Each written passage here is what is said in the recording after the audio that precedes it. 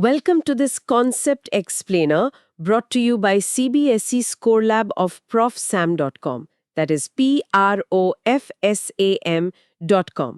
आज हम unit 7 alternating current से एक बहुत ही इम्पॉर्टेंट और मज़ेदार कॉन्सेप्ट पर गहरी चर्चा करेंगे। फेजर्स। ये सुनने में थोड़ा टेक्निकल लग सकता है, लेकिन आने वाले कुछ ही मिनट्स में हम इसे इतना आसान बना देंगे कि एसी सर्किट्स की एनालिसिस आपके लिए गेम जैसी हो जाएगी। बिल्कुल सिंपल और एग्जाम सेफ तरीके से। चलो इसको समझने के लिए एक सिंपल सी सिचुएशन इमेजिन करते हैं।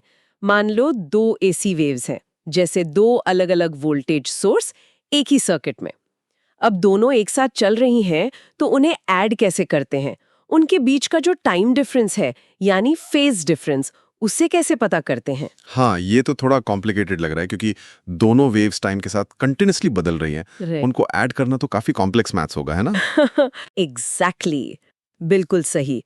और सोचो, पूरे देश के पावर ग्रिड को कंट्रोल करने वाले इंजीनियर्स ये कैलकुलेशन हर सेकंड कैसे करते होंगे? उनके पास एक विजुअल टूल है जो इस कॉम्प्लेक्स मैथ्स को सिंपल ज्योमेट्री में बदल देता है। इसी टूल को हम फेजर्स कहते हैं। अच्छा, अ टूल फॉर इंजीनियर्स। ये तो इंटरेस्टिंग है। हाँ, बिल्कुल। तो चलो इस टूल को बिल्कुल जीरो लेवल से शुरू करते हैं। एक फेजर आसान भाषा में एक घूमता हुआ तीर, यानी एक रोटेटिंग वेक्टर है। इसकी 2 खास बातें हैं।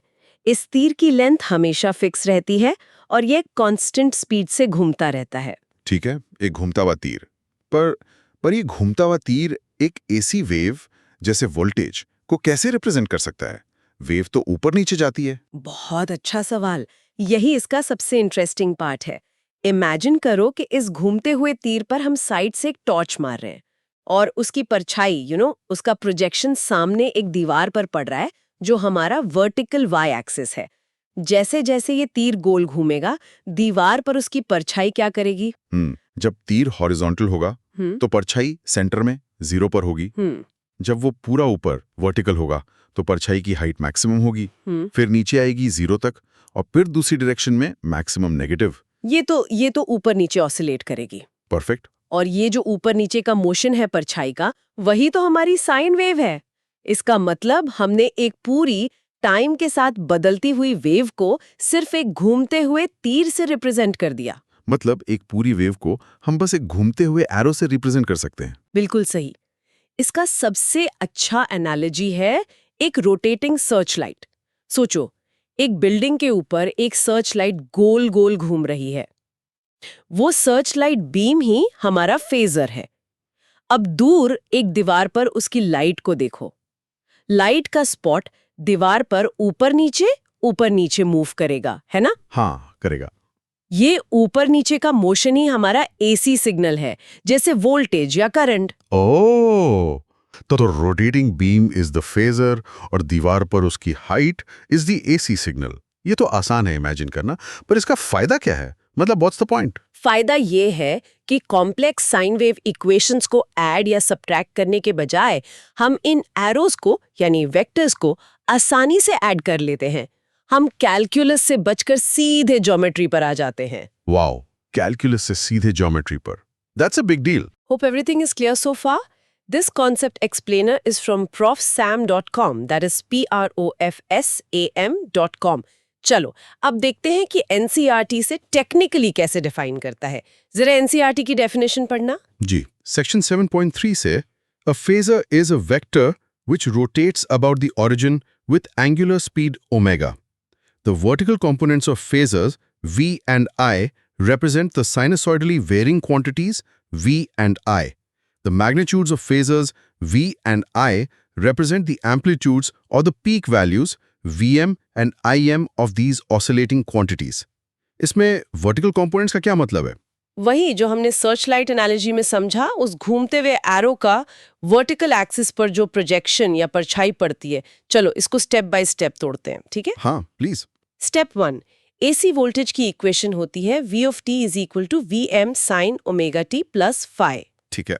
स्टेप 2, अब इमेजिन करो एक वेक्टर जिसकी लेंथ Vm है और वो ओमेगा स्पीड से काउंटर क्लॉकवाइज घूम रहा है। का वर्टिकल कंपोनेंट होगा Vm sin omega t plus phi. और ये क्या है? ये तो हमारी वोल्टेज इक्वेशन ही है। ओह हाँ, same to same equation. Exactly. और अब स्टेप 4 जो सबसे इम्पॉर्टेंट है, एनालिसिस को आसान बनाने के लिए हम इस घूमते हुए वेक्टर को t=0 पर फ्रीज कर देते हैं, मतलब उसका एक फोटो खींच लेते हैं। तब ये एक रुका हुआ वेक्टर बन जाता है जिसकी लेंथ Vm है और जो हॉरिजॉन्टल से फाई एंगल पर है। ये एक सिंगल फ्रोजन फ्रेम ही फेजर है। अच्छा, तो असल में तो वेक्टर्स घूम रहे हैं, लेकिन हम उनका सिर्फ एक t=0 का फोटो देखते हैं। पर ऐसा करना वैलिड क्यों है? हम रोटेशन को इग्नोर कैसे कर सकते हैं? बहुत अच्छा सवाल है, क्योंकि सर्किट में जितने भी वोल्टेज और करंट है वो सब सेम फ्रीक्वेंसी यानी सेम ओमेगा से घूम रहे हैं। इसका मतलब उनके बीच के जो एंगल्स हैं, उनका जो आपस का फेज डिफरेंस है, वो हमेशा कांस्टेंट रहता है। ओके। इसलिए t=0 पर स्नैपशॉट लेने से हम उनके परमानेंट फेज रिलेशनशिप को कैप्चर कर लेते हैं और सर्किट को सॉल्व करने के लिए हमें बस उतना ही चाहिए। Got it. क्योंकि सब साथ में घूम रहे हैं, इसलिए उनके बीच का गैप कभी नहीं बदलता। इसलिए एक फोटो काफी है। एग्जैक्टली। अब इसका पावर देखो एक एग्जाम्पल से। मान लो हमें दो वोल्टेजेस ऐड करनी है, V1 = 100 sin ओमेगा t और V2 = 100 sin omega t 90 degree. V1 का फेजर होगा 100 लेंथ का 0 डिग्री एंगल पर, मतलब हॉरिजॉन्टल। हाँ, V2 का फेजर होगा 100 लेंथ का -90 डिग्री एंगल पर, यानी नीचे की तरफ। तो बस इन दो वेक्टर्स को ऐड करना है। हाँ। जब हम इन दो परपेंडिकुलर वेक्टर्स को ऐड करते हैं तो रिजल्टेंट वेक्टर की लेंथ पाइथागोरस थ्योरम से आती है, √100² + 100², जो कि 100√2 या 141.4V है और उसका एंगल -45 डिग्री आता है। राइट। तो फाइनल आंसर सीधा मिल गया। V total = 141.4 sin omega t 45 degree. देखा, बिना किसी कॉम्प्लेक्स ट्रिग्नोमेट्री के। वाओ, ये तो सच में एक मैजिक ट्रिक जैसा है ना? और यही कॉन्सेप्ट हमें आगे टॉपिक्स जैसे AC circuits with inductors and capacitors को समझने में हेल्प करेगा, जहां ये 90 डिग्री फेज शिफ्ट्स आते हैं। अब कुछ कॉमन मिस्टेक्स देखते हैं जहां मार्क्स कटते हैं। इन्हें मैं साइलेंट किलर्स कहती हूँ। ओके। पहला गलत आइडिया, फेजर और साइनसॉइड वेव एक ही चीज है, बस लिखने का तरीका अलग है। लोग सोचते हैं कि ये बस एक ड्राइंग है। हाँ, ये लग सकता है दोनों एक ही इन्फॉर्मेशन दे रहे हैं एक तरह से। नहीं, सही आइडिया ये है कि साइनसॉइड एक मूवी है जो टाइम के हर पल की वैल्यू दिखाती है।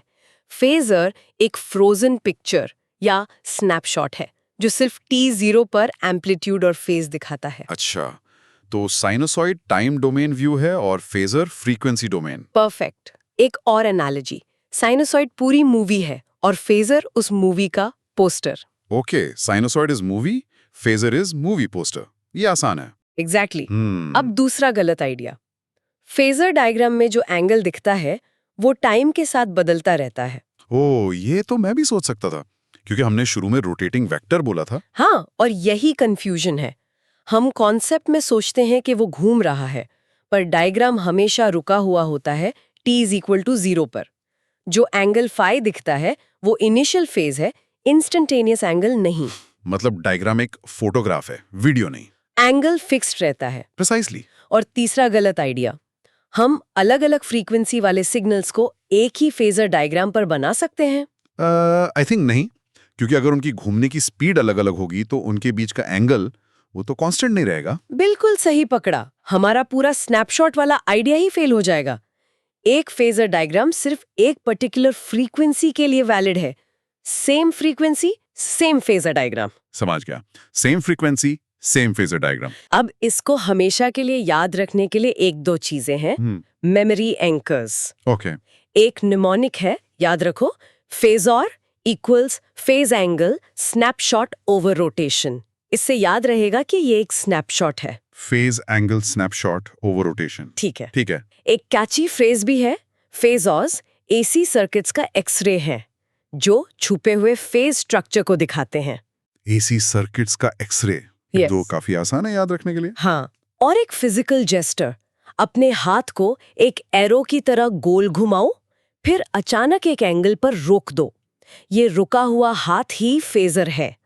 ये घूमने और अचानक फ्रीज होने का एक्शन कॉन्सेप्ट को आसानी से समझाता है। तो आज जो हमने डिस्कस किया उसके 3 सबसे इंपॉर्टेंट एग्जाम सेफ पॉइंट्स हैं। ओके। नंबर 1, एक फेजर एक रोटेटिंग वेक्टर है, उसकी लेंथ एसी सिग्नल की पीक वैल्यू यानी एम्पलीट्यूड होती है और उसका एंगल उसका इनिशियल फेज बताता है। नंबर 2, इस घूमते हुए फेजर का वर्टिकल प्रोजेक्शन यानी परछाई किसी भी टाइम t पर उस एसी सिग्नल की इंस्टेंटेनियस वैल्यू देता है। एंड 3, फेजर्स का यूज करने से एसी सर्किट की एनालिसिस आसान हो जाती है क्योंकि कॉम्प्लेक्स साइन वेव्स को ऐड करने के बजाय हम सिंपल वेक्टर्स को ऐड कर लेते हैं। तो हमने देखा कि फेजर्स एसी सर्किट्स को सिंप्लीफाई कैसे करते हैं, लेकिन यहाँ एक बड़ा आइडिया छुपा है।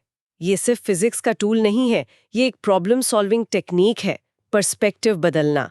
हमने यहाँ एक मूवी को स्नैपशॉट में बदलकर प्रॉब्लम सॉल्व कर दी। सोचने वाली बात यह है कि और कौन सी कॉम्प्लेक्स टाइम वेरिंग प्रॉब्लम्स हैं जिन्हें उनके लिए सही फेजर ढूंढकर आसान बनाया जा सकता है। 12th CBSE फिजिक्स, केमिस्ट्री और मैथ्स में मैक्सिमम मार्क्स लाने के लिए profsam.com पर विजिट करें। That is PROF, Sam, right? Yes, profsam.com। आशा है ये कॉन्सेप्ट बिल्कुल क्लियर हो गया होगा। अगली बार मिलेंगे एक नए कॉन्सेप्ट के साथ। Take care.